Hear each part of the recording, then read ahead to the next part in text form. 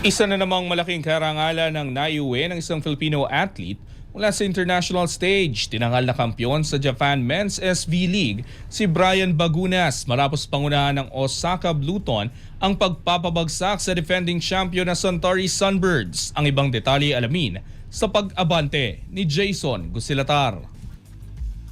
Nadagdagan ang listahan ng mga Pilipinong nagtagumpay sa international volleyball matapos masungkit ni Brian Bagunas ang kanyang kauna-unahang Japan Men's SV League title. Tinapos ng Osaka Bluton ang kampanya sa pamamagitan ng diretsong pagwalis sa Suntory Sunbirds 25-22, 25-20 at 25-18 sa deciding game ng 3 ng finals. Hindi man nakapaglaro si Bagunas sa title clinching match, naging mahalagang bahagi pa rin siya ng matagumpay na kampanya ng Bluton sa buong season.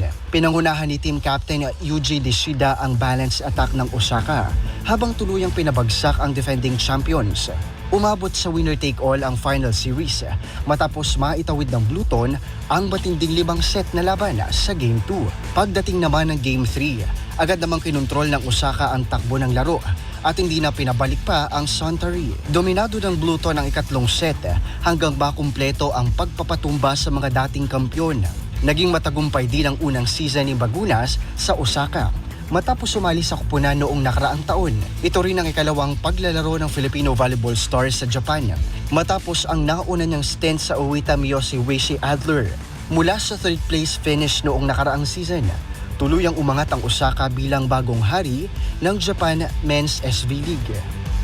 Ako si Jason Gusilatar, Abante. Manatiling nakatutok sa Abante, sundan kami sa aming mga social media accounts at huwag kalimutang mag-subscribe sa aming YouTube channel, DWAR Abante Radio, para sa mga eksklusibong balita.